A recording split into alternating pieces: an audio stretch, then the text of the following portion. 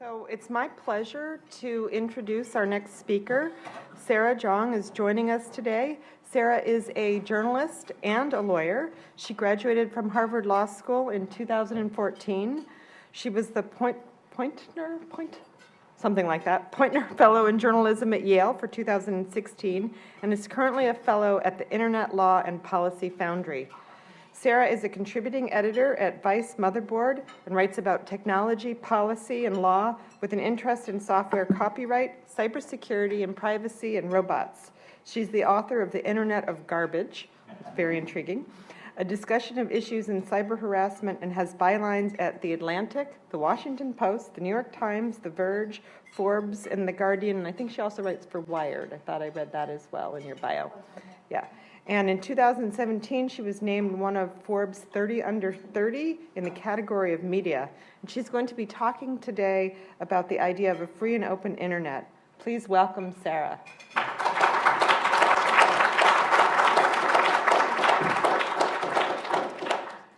As you heard, I'm presently a journalist by trade, but my background is in law, especially law and policy around the internet. And it's something that still animates my work and my thinking. So you might imagine that between that and my job, the last year or so, I've been fixated on a particular phenomenon: fake news. I don't know if there's ever been a concept rendered as swiftly, completely meaningless as fake news.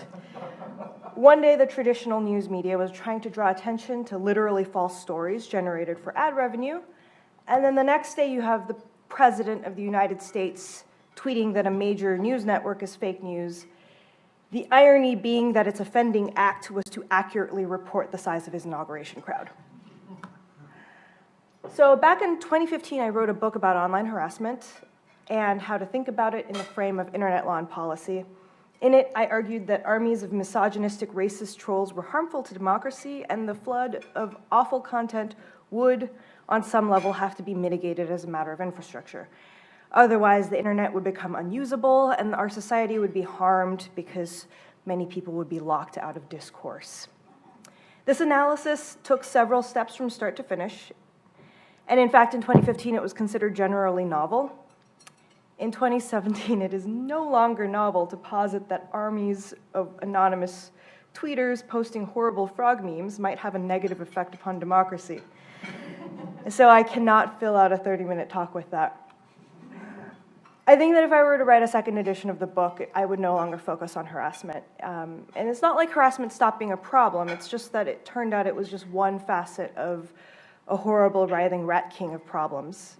And in fact, many of the bad actors whose behavior I discuss in the book are now leading figures of the alt-right.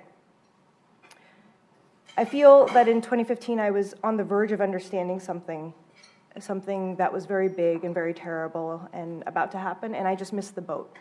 And that's a terrible feeling. So this talk is centered around a single question: is the internet ruining democracy? And I'm not really being facetious here. It used to be that our futuristic dystopias were stories about robots invading from alien planets, robots invading from the future, robots with guns, robots with computers, robots with mind control powers. But we're inching closer to futuristic dystopia in this moment, and we may even be in one right now. And there aren't any robots in sight. If we live in a dystopia, it's an informational dystopia, one in which we are barraged with so much sensory detail that we are no longer able to distinguish truth from lies, good from bad, and worse, we are all feeding back into the noise. I think at this point it's worth explaining the underlying assumption to the First Amendment. This isn't new to many of you because we are at a law school, but let's go over it again. It's that speech is fundamental to democracy, that democracy begins with public discourse, that democracy continues if the best ideas win out in the marketplace of ideas. So a free speech absolutist would believe that a free marketplace of ideas will produce the best ideas, that love will beat hate, that truth will always win over lies. And I think the best way to describe my views, or at least my views prior to the 2016 election, would be that mostly that, but also there's a macroeconomics of speech. The marketplace of ideas is still foundational to democracy. No marketplace is truly neutral, and markets fail. Small interventions can prevent market failure. So how does that fit in with fake news? So in the US, the media tried to use the term fake news to explain a sudden surge of anti-Clinton propaganda on social media, and that pretty much devolved into fake news becoming the rallying cry of anyone wanting to deny traditional, reliable journalism. Meanwhile, fake news reached new lows when WikiLeaks peddled a conspiracy theory about child trafficking in cheese pizza, which eventually led a gunman to show up at a pizza parlor and fire an automatic weapon in the air. If you haven't heard of any of this and don't know what Pizzagate is, you live in a better version of reality than the rest of us. And I am loath to personally destroy it for you, but I will give you a quick summary anyways. I am sorry. People took some emails from the Podesta dump. John Podesta is a Democratic operative that was hacked, and his emails were leaked by WikiLeaks. And people took those emails and used them to construct an elaborate theory about how a pizzeria in DC was trafficking in children. From there, some guy drove into DC with a gun, walked into the pizzeria to save the children, and fired his weapon. Thankfully, no one was hurt. I believe the quote from the gunman was, "My intel was not 100%. Right? But yeah, this is what fake news does. But the more the media tries to talk about fake news, the more that fake news about the fake news starts to proliferate. Now every day is this endless cycle of people talking about fake news, Russian hacking, Russian troll armies. Everyone is a Russian provocateur. And ironically, many of these conspiracy theories about foreign entities spreading propaganda to poison our minds and to poison democracy are in themselves fake news.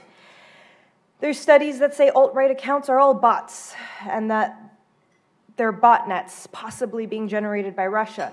These studies are really unreliable because their methodology of how they assess who's a bot and who's not are really unreliable and don't take into account norms about how certain groups use Twitter.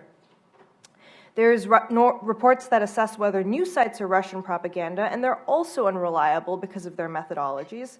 I believe one report claimed that the Drudge Report was Russian propaganda. The Drudge Report is not Russian propaganda. It's unreliable for other reasons entirely.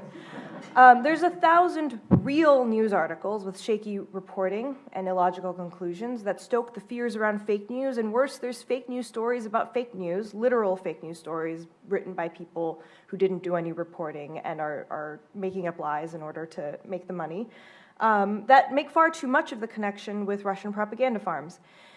The controversy around fake news is a snake that eats itself. It's the end of news and journalism and truth and democracy and probably the world. Or so they say. And I'll be entirely honest, sometimes I'm not entirely sure that it isn't the end of the world. In the face of this kind of hysteria, it's no wonder that you get incredibly scary reactionary takes about how, in order to preserve democracy, governments will need to regulate the news. And I really hate to go, who else regulated the news? But seriously, do you know who else regulated the news? There isn't a free democracy in the world that regulates the news. There's plenty of authoritarian states that do so. This is a completely wrong-headed move. But admittedly, there's a fake news problem. There are Russian troll armies. There is a connection between the Russian government and the Podesta hack that resulted in the cultivation of extreme conspiracy theories like Pizzagate. And for me, the hardest thing to swallow about all of this is that the internet and the free flow of information had a role to play in all of this. And in some respects, so do the freedom of the press, the freedom of speech, the right to leak, so on and so forth. Is the freedom of speech to blame? Is the free internet to blame? Did the internet destroy democracy? Was this all a mistake? But before we all go home and commit ourselves to the vital work of completely dismantling the open web forever, let's go back to the problem of fake news. The thing is that fake news isn't just one thing and doesn't come from one source, and this talk of troll armies and so forth conflates several different phenomena and often attribute the wrong effects to the wrong people and the wrong motivations. Here are 3 separate, actually reported accounts that I want you to consider. These are not rumors. These are not speculation. This is actual reporting done by actual reporters who got real names, talked to the real people, and got receipts. In one case, literally looked at someone's tax returns. This is a 23-year-old in Maryland who, during the election, spent 15 minutes writing a fake article with the headline, "Breaking: Tens of thousands of fraudulent Clinton votes found in Ohio warehouse." This article was eventually shared with 6 million people. During one of the debates in the French presidential election, alt-right memes poured into hashtags for the debate. People wanted to blame bots, of course, troll armies, Russian propaganda offices, and one of my colleagues at Motherboard actually infiltrated the place where it happens, and well, it's 300 dudes in a chat room. Many of whom are Americans speaking English, and none of them appear to be paid provocateurs. They're just hanging out, coordinating, sending each other zip files full of memes, sharing pre-written tweets in French a lot of the time to coordinate posting memes in order to amplify alt-right messaging on social media. And this is a 2015 magazine article that was reported out on the ground in Russia that frequently gets cited when people speculate about Russian trolls. But what kind of disinformation does it actually document? Remember, this is 2015, so this is before the 2016 election. This is the opening anecdote of the article.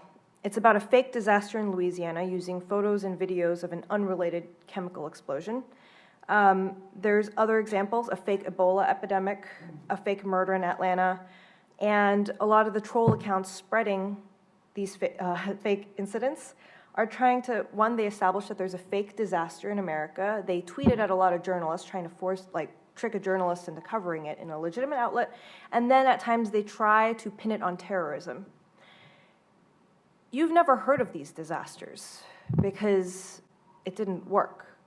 Now, I don't know about what kind of toxic effects it had on the discourse overall or, the network effects of this kind of activity, but let's just say these three phenomena are completely different, and only this very last one is even kind of attributable to the Russian government.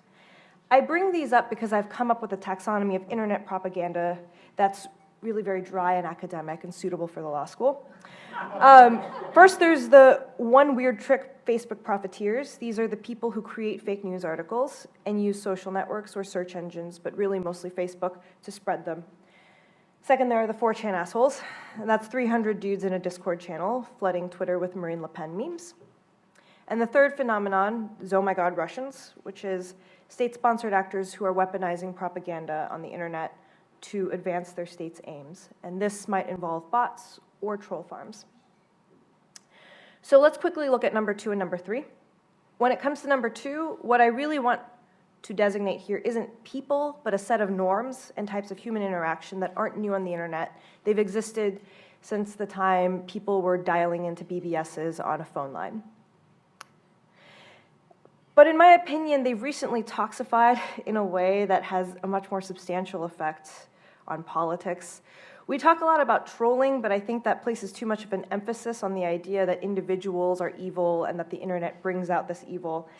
I don't think that's the case. I think that this is a complex phenomenon that's incompletely described as the filter bubble, or extremely unhelpfully and misleadingly as outrage culture. There's a toxic feedback loop that's created by certain bubbles on the internet that generates a new form of fascism. Whitney Phillips has done some early good research on this, but I don't think she's viewed it really quite through the lens of the new fascism because, again, this was 2015. I would really like for there to be more work done on this phenomenon because I think it's really important for understanding politics going forward. And by the way, there was a Facebook white paper on fake news that came out while I was finalizing the slides for my talk, and that made my life substantively worse. Thanks, Facebook, again. One of the conclusions was that false amplification they've seen is human-driven and not bot-based, so this supports my contention that it's not really bot networks. So maybe they're Russians, maybe they're 300 dudes in a Discord channel, but let's say Facebook backs up the contention that rumors of bot networks have been greatly exaggerated. And with respect to this third category, I think it's important to say that the evidence for state-sponsored propaganda substantially affecting the 2016 election is really thin. I think the evidence does point towards the DNC and Podesta hacks being Russian in origin, but that's not completely conclusive. There's no slam dunk case for that. It's the best smoking gun we've got, and that's kind of it. There is very little other evidence of Russian troll farms, Russian botnets, Russians hacking voting machines. I'm not saying that Russia didn't destroy America through an elaborate network of bots and troll farms. I'm just saying that we can't really prove it, and I can't really disprove it. I just don't think that the evidence points towards it. If we're looking at all the breadcrumbs, I don't think that Russians are the right thing. And I'm not saying that the current administration's ties to Russian interests shouldn't be investigated, but that's the question. Is Trump bad? I'm not interested in that question at all. I'm trying to answer the question, what happened to the internet? And I think it's really telling that one of the best pieces of evidence pointing towards Russia that we've got is actually from this Facebook white paper this past week. And there's some things that Facebook is in a bad position to investigate, like the motivations or sociology of the people involved. And there are other things where they're in about as good of a position as a government intelligence agency to divine the truth. And here you have a very strange non-denial that Russians did this. Facebook is not in a position to make definitive attribution to the actors sponsoring this activity. It is important to emphasize that this example, that's the 2016 election, they looked exactly at the 2016 election, comprises only a subset of overall activities tracked and addressed by our organization during this time period. However, our data does not contradict the attribution provided by the U.S. Director of National Intelligence in the report dated January 6th, 2017. I mean, I guess this is troubling, but it doesn't really say a lot about cause and effect or the ultimate impact of this activity or really much anything, actually.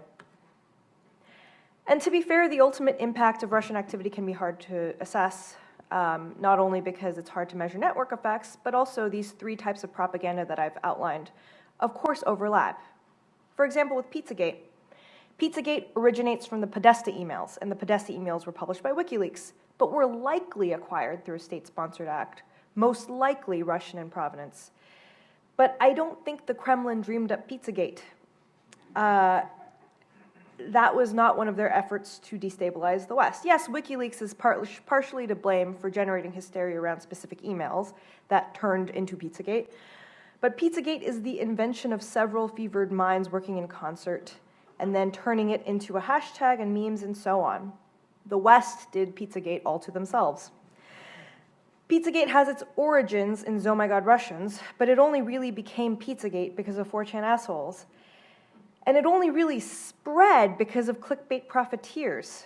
Peddling conspiracy theories and propaganda is an insanely profitable business. There is a real profit motive to the existence of sites like Breitbart and InfoWars and others, and a profit motive to being an alt-right provocateur. All three effects work in concert to send a gunman to Comet Pizza. The thing I really believe, though, is that it's the first category, the profiteers, that are the most dangerous. And I don't want to downplay how worrisome it is that Russian propaganda had any effect. But I think it's really difficult to assess the damage that was done by state actors alone without the compounding effects of profiteers that both distilled and amplified messages, extracted or inspired by the data dumps. And maybe this is just an empirical conclusion that I have no right to make and can never back up with any real evidence, but I really do think that this first category are the most dangerous component to this whole mess. So how does this work? Let me walk you through some of these fake news stories. This is a viral fake news story that I mentioned before. It spread during the election cycle. It took 15 minutes to write. News isn't very elegant writing, but when you're making stuff out of whole cloth, you don't have to do any of the work that goes into it, so you can do it very quickly. The upfront cost is low, and the profit is enormous. These stories can net thousands and thousands of dollars. The man who made this website, in late October, he talked to an appraiser, and the appraiser said that his website, which had vaulted into the web's top 20,000, and he had started this like in the mid-year or so, he could sell the website for somewhere between $115,000 and $125,000. This price dropped because Google de-indexed it. The New York Times found the guy that wrote the story and ran this website, and he claims he didn't support Trump. It's not really his fault that Trump supporters fall for fake news a lot. He has bills to pay. He needed the money. Here are some other headlines he cooked up. Hillary Clinton blames racism for Cincinnati gorilla's death. Early morning explosion in D.C. allegedly leaves yet another DNC staffer dead. NYPD looking to press charges against Bill Clinton for underage sex ring. Protesters beat homeless veteran to death in Philadelphia. Hillary Clinton files for divorce in New York courts. So on to another example. FBI agent suspected in Hillary email leaks found dead in apparent murder-suicide. This one's from thedenverguardian.com. It sounds like a newspaper. Of course it's not. It's actually one website under a much larger umbrella of websites, all distributing fake news. This isn't that guy from before. This is an entirely different guy. NPR went and found this guy, and he wasn't upfront about how much he makes off of them, but it's around tens of thousands of dollars a month at least. This guy had a lot to say about how he didn't think fake news was the problem and had no effect on the election whatsoever. It's a common theme here. He said to NPR, "The whole idea from the start was to build a site that could kind of infiltrate the echo chambers of the alt-right, publish blatantly false or fictional stories, and then be able to publicly denounce those stories and point out the fact that they were fiction." That's obviously not what happened, and that's obviously not why he's running a site that makes $1 bajillion or a bajillion sites that he won't be upfront about. He won't be upfront about how many of the sites he runs. He won't be upfront about how much money he makes. He also has a lot to say about how fake news didn't actually affect the election because Trump supporters are going to believe what they believe. This is a common thread among US-based fake news purveyors, all of whom reap incredible profits from their work. It's a rip-roaring trade. Here he is talking about how hundreds of ad networks are reaching out to him. He, too, suffers from the fact that Google will de-index him or stop allowing Google ads to run on his sites. But it doesn't matter because other ad networks will reach out to him because he makes quite a lot of traffic. Fake news is also a cottage industry in small village overseas, according to BuzzFeed News. So of the three examples I give, the first two, they involve going to someone's house and talking to them in person. The Macedonia stories are less reliable because there aren't real names attached to them, but there are real quotes, and it's actually pretty good reporting for talking about fake news factories overseas. So BuzzFeed News reported that one small village in Macedonia had produced 140 fake news websites, including worldpoliticus.com, TrumpVision, 365.com, so on and so forth. And this all, of course, is because of money. The young Macedonians who run these sites say they don't care about Donald Trump. They are responding to straightforward economic incentives. As Facebook regularly reveals in earnings reports, a US Facebook user is worth about 4 times a user outside the US. The fraction of a penny per click of US display advertising, a declining market for American publishers, goes a long way in this village. Several teens and young men who run these sites told BuzzFeed News that they learned the best way to generate traffic is to get their politics stories to spread on Facebook. And the best way to generate shares on Facebook is to publish sensationalist and often false content that caters to Trump supporters. Another common theme through these stories where they talk to actual fake news purveyors is that they all tried to make mirror sites for liberal voters, and those weren't very profitable. I don't know what that means. So the Macedonian story is actually really refreshing because the subjects in that one are pretty upfront about what it's all about and don't make any excuses about how it's just a parody. They're really mocking the alt-right. Fake news didn't affect the election. They just don't care. It's true that the people who spread fake news, who tend to fall for it, are already conservative voters with a confirmation bias. But it's absurd to claim that fake news didn't affect the election because how much energy got burned on trying to convince people that Hillary Clinton didn't murder anyone? How much of this stuff toxified Clinton's image? How much of the general malicious atmosphere did it create? And how much did it infect coverage of real stories like the Podesta dump? But besides that, news matters, messaging matters, mobilizing voters matters. Why does any organization bother to have a public relations arm? Why do political candidates buy airtime, hold press conferences, vie for primetime slots? Why did the Nazi Party have an official newspaper? Of course news matters. But here's the thing, I don't need to show definitively a cause and effect relationship between fake news and voting behavior in the year 2016 in the United States of America in order to conclude that fake news is a threat to democracy. Because if you believe that democracy is founded on the marketplace of ideas, the wild success of ideas in the marketplace means this is a real threat to democracy. And it's not like tabloidism, rumor, propaganda, conspiracy theories, and libel never existed before the internet. People were doing that on horseback. That's not the fault of computers, but the reach and strength and virality of these tactics are at a height of power that has never existed before. There is absolutely something horribly broken here. Conspiracy theories won the White House. Conspiracy theories are being peddled out of the White House. We have terms like alternative facts being bandied around by the presidential administration. And if all of this seems wildly wacky and imbalanced and broken to you, it's because the internet ecosystem we live in is wildly wacky and imbalanced and broken. Like, we could say that this is the free market gone horribly wrong, but let's be real. The market is not exactly a competitive one. Every single fake news purveyor in every single one of these cases that I explained to you cited Facebook as the reason why they're making so much money. Google Ads is also implicated, but note that the Disinformedia guy said that he had ad networks reaching out to him directly, even though Google Ads was getting rid of him. Google isn't completely innocent here, but the common thread that binds everything together is Facebook. And the media has long known about the Facebook hegemony. Do you remember how some years ago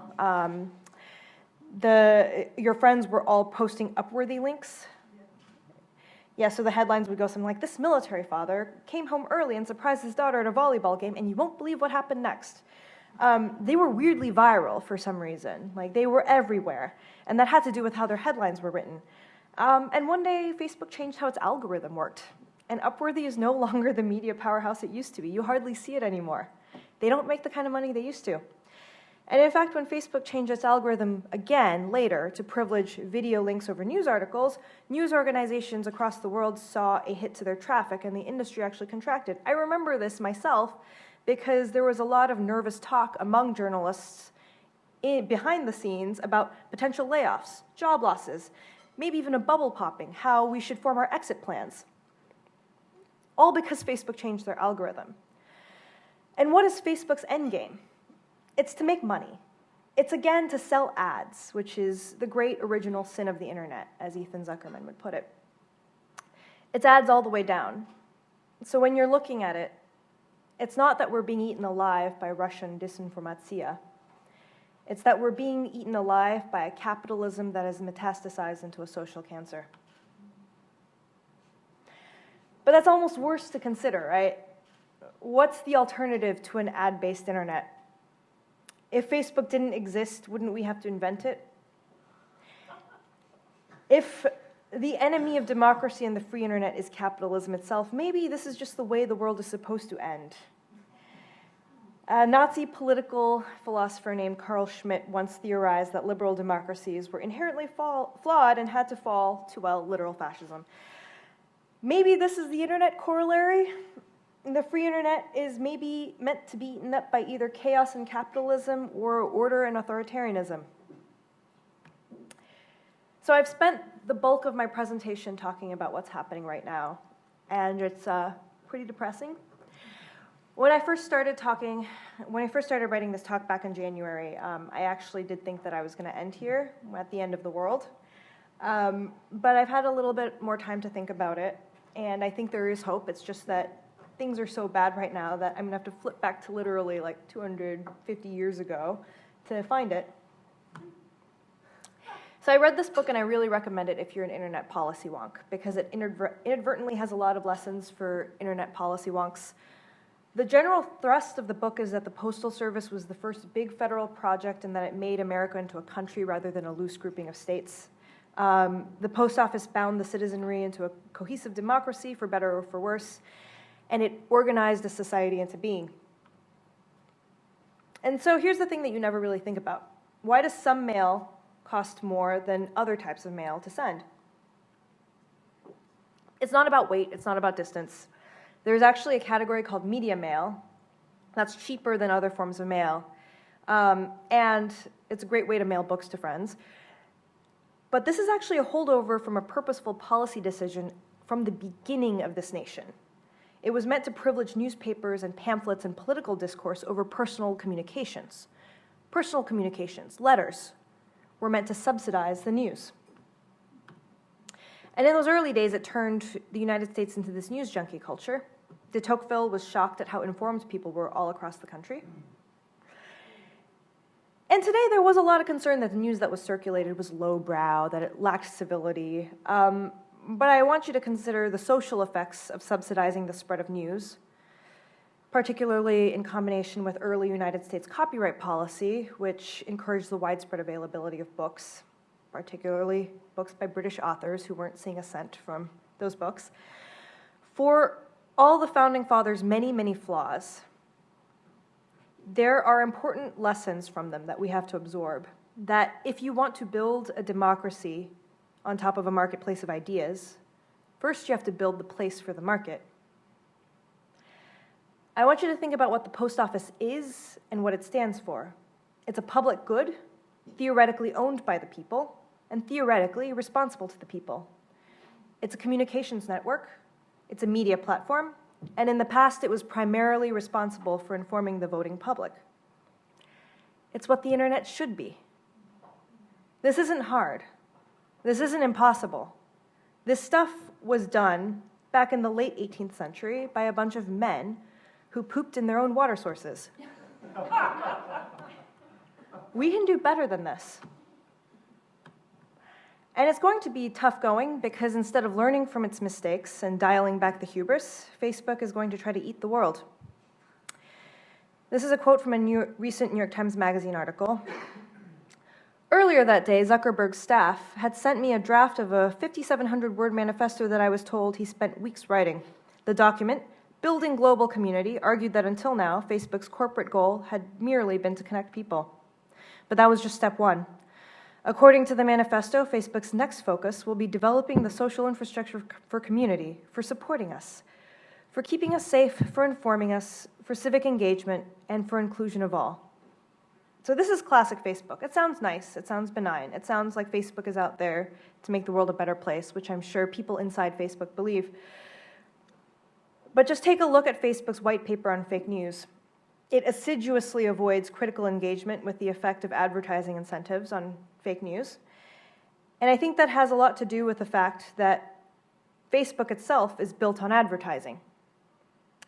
Facebook is a for-profit corporation, and yet it's attempting to become a transnational governance entity. The aim of a community should not be to exploit the personal data of its members for ad revenue. I think that for a long time, we made the terrible assumption that the internet is a neutral carrier of information, when in fact no information network is neutral, not even the US Postal Service. Financial incentives, infrastructural choices, and toxic subcultures fueled by technical affordances are all at play. I think that there was a time when it was popular to imagine that entities like the FTC could take a greater and more active role in cultivating the health of the internet, so to speak. Security, ads, data protection, customer exploitation, information monopolies like Facebook.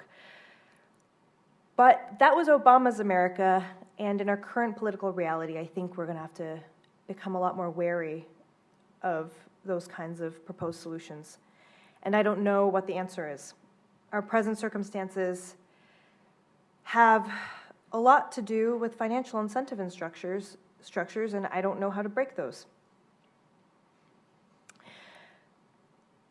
But think of it this way. The problem of fake news is either a massive market failure that's baked into the financial structures of the internet, or it's a deeply ingrained flaw in humanity itself, a combination of profound gullibility and a predisposition for fascism. I think it's easier to address an immoral market than to root out all of the darkness in the human heart. We don't have to pick between regulating the news or falling prey to a pack of Nazis. It's not authoritarianism versus authoritarianism, and knowing that, and knowing what the problem is, that doesn't patch up democracy on its own, but it's a good start. Thank you.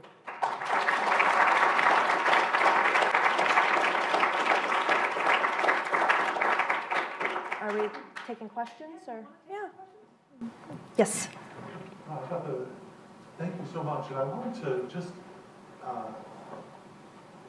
draw a distinction between types of news regulation, because my worry was that, I'm actually going to do some stuff with the Media Authority of Berlin and Brandenburg, thank you, in about a week on media regulation in Europe. And I think that regulating the news, there could be a spectrum between, say, a fairness doctrine in the United States, which I think is I don't think that really undermined U.S. democracy. I think it did strengthen it. I think it's very hard to figure out how to transpose that into the present.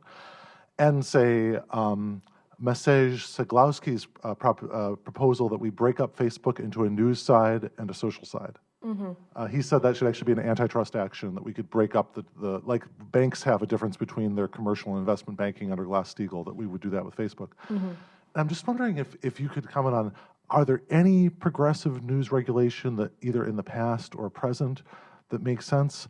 And what would seem to you to be like a really bad type of news regulation that we shouldn't be adopting? So I agree that thank God it waited until that long. I agree that the fair time regulation, that doesn't seem to be harming democracy, right? Like we've tested that out and it seemed to be working okay. If anything, it seemed as though the sort of traditional structures, right, where there was more regulation, seemed to be a little more robust than the new forms, which don't have regulation, right? Under ACLU v. Reno, they say that the internet is different from like radio and television and so forth.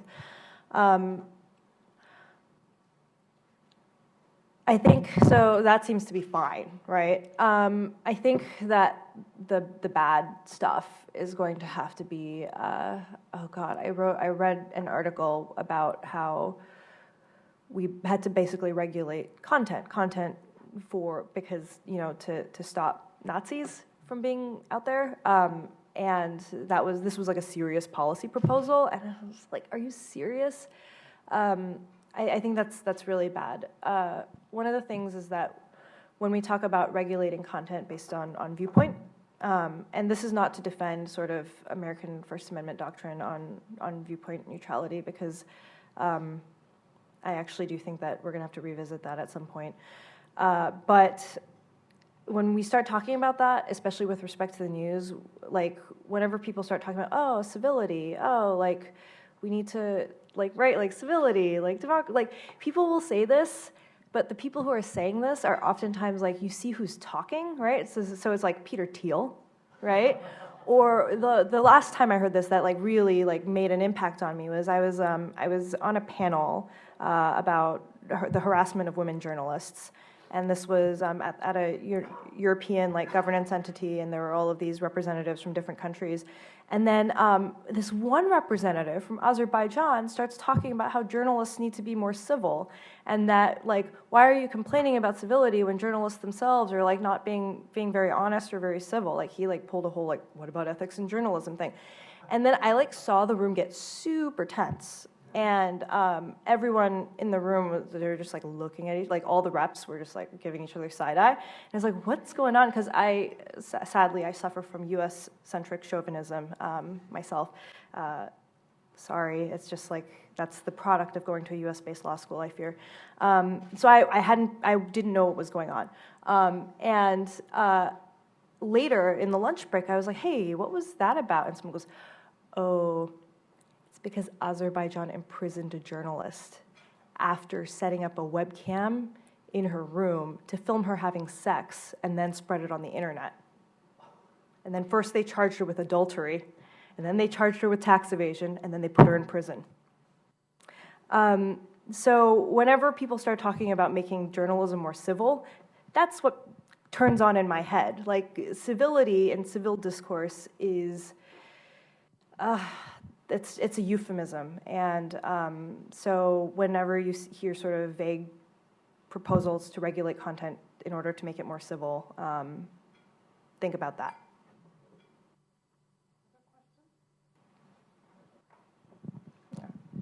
Hey, Sarah, this Gail Slater. I'm the General Counsel at the Internet Association in DC. So I represent Facebook, full disclosure. Also an antitrust lawyer, and also someone who's not on Facebook. So 3 things there. So look, from an antitrust perspective, as I heard you talking, I think we need to be very careful about what it is we're talking about here and what we're not talking about. I mean, are we talking about Facebook being dominant in a market for digital advertising, in the newspaper world, in just social media? I mean, these are very challenging concepts, and I don't know that we can fully say that Facebook is dominant, which is the basic building block for an antitrust case in any of those markets. I agree that we may not have an antitrust case. So I want to push back on that assumption. And then the other thing that is often hiding in plain sight in these conversations, but something that I'm paid to talk about, again, full disclosure, 230 of the Communications Decency Act is essentially a safe harbor around the user-generated content on Facebook. With good reason, it protects people's speech rights. Again, another serious challenge to what you're talking about. And I don't have the answers either, but as I listened to you, I did think about those hurdles to doing anything about this. Yeah, so on the first angle, I agree that there may not be an antitrust case. I absolutely agree with that. And I think that has to do with the fact that Facebook is an entity that we've never seen before. I don't think that it's just a social network. I don't think it's just a news publisher. It's like there is something about Facebook, and I'm afraid this is going to sound really dissatisfying. Like, I haven't quite worked it out entirely myself. There's something about Facebook that creates that feedback loop and spreads news in a certain way while making it addictive and also keeping people onto the platform due to sort of the monopoly on social interactions, right? Like because everyone's on Facebook because everyone's on Facebook, right? That kind of circular logic that keeps its place in the marketplace. I am not entirely sure what Facebook is other than Facebook. It's a little scary. I think that people like to subscribe to this myth that platforms are always replaced by other similar platforms, right? So like it's the MySpace theory of social networks, right? Oh, MySpace was superseded by Facebook, this too will pass. I don't think that's true. I don't know what it is about Facebook that makes it like this. And I agree that if you're looking at it from traditional lenses, there's no antitrust case. I don't know what to do about that. So with respect to CDA 230, I do think it's interesting. A lot of people are pushing back on CDA 230 these days because they assume that the internet has been eaten up by big platforms like Facebook, Google, and so forth, who no longer need to benefit from CDA 230 because clearly they have deep pockets and can resist sort of like the barrage of lawsuits that they'd get, right? I think people really underestimate how many garbage lawsuits that they'd get if CDA 230 were ever lifted, or how much garbage there is already out there, even with CDA 230 in place to deter it. So I think that's already a problem. I think people just don't, because we've had safe harbor for so long, people don't know what the state of the law would be like, what the state of the courts would be like if CDA 230 were ever lifted. But I think the other problem is that if we get rid of safe harbor, we actually end up permanently cementing the monopoly by these big giants, because there will no longer be an option, because any little guy is going to be much more susceptible to a lawsuit that would have otherwise been barred by CDA 230, in which case we will never see the market itself correct. And that, I think, is a really scary proposition. I don't know if there will be small upstarts.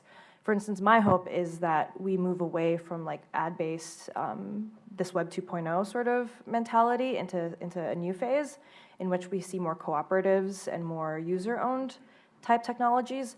That's my hope anyways. Obviously, that's wildly optimistic and improbable, and maybe even a little naive, but like that's my hope. It's not what I think is gonna happen. And in that case, if it's owned by users, then you've got a serious thing where you definitely want to shield them from liability, because otherwise it's a huge chilling effect if you have the internet sort of based on platforms that are owned by little people. So I hope we keep CDA 230 is sort of my conclusion there.